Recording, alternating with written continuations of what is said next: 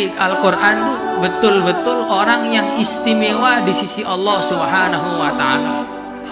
Maksudnya ahli Al-Quran, orang yang membaca Al-Quran dan mengamalkannya.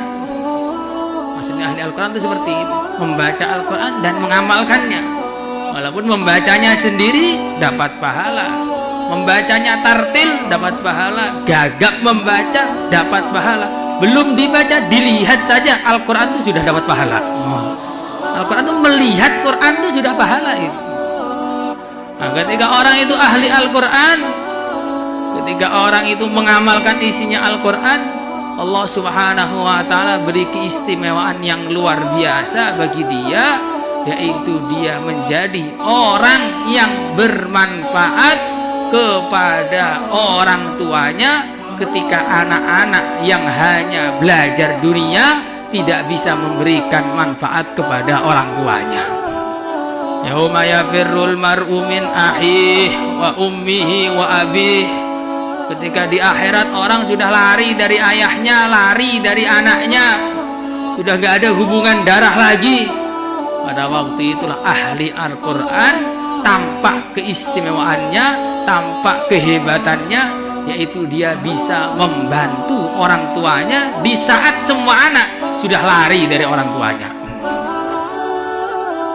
Sarjana ekonomi sudah lari dari orang tuanya, yang jenderal sudah lari dari orang tuanya, yang presiden sudah lari dari orang tuanya, yang ahli Al-Quran malah gandeng orang tuanya ke surga.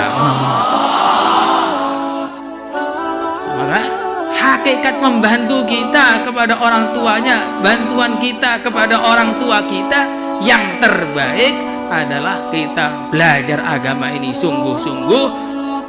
Jadi seperti itu. Ini yang pertama, ahli Al-Quran itu orang yang begitu istimewa, bisa membantu orang tuanya ketika yang lain sudah nggak bantu orang tuanya. Ini dilihat dari segi kitanya, dilihat dari segi orang tua kita, ataupun kalau kita nanti punya anak, kita ketahui bahwa anak yang bermanfaat bagi kita adalah anak yang belajar ilmu agama. Anak yang bermanfaat bagi kita adalah anak yang belajar ilmu agama, anak yang bisa mengamalkan agama, anak yang bisa mendoakan kita kalau kita sudah berangkat ke akhirat sana. Maka suatu ketika baginda Rasulullah Sallallahu Alaihi Wasallam dalam hadis riwayat Ahmad, beliau bertanya kepada para sahabat, ma ta'udduna ar-rakuba, ma ta'udduna ar-rakub, apa yang kalian hitung sebagai orang mandul? Maka sahabat menjawab, orang yang mandul adalah orang yang gak punya anak. Maka Nabi mengatakan, bukan, orang yang mandul bukan orang yang gak punya anak.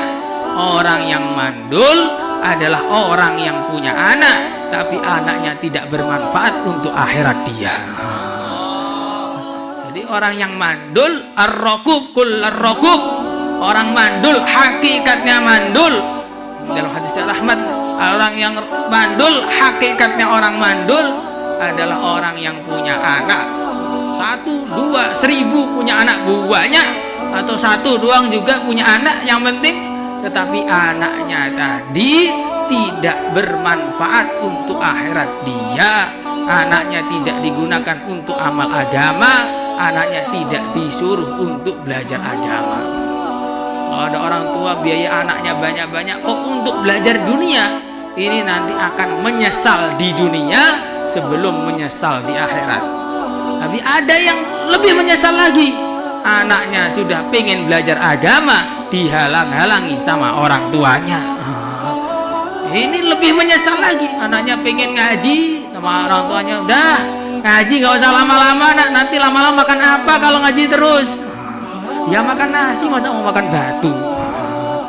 Ini orang tua yang lebih akan menyesal lagi, anaknya sudah ngaji serius, tengah-tengah ngapalin Quran, persiapan kubro, ditarik pulang.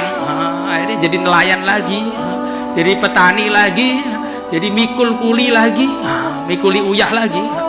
Tidak jadi orang yang akan mikul orang tuanya di surga. Ini ya, orang tua yang gak pinter.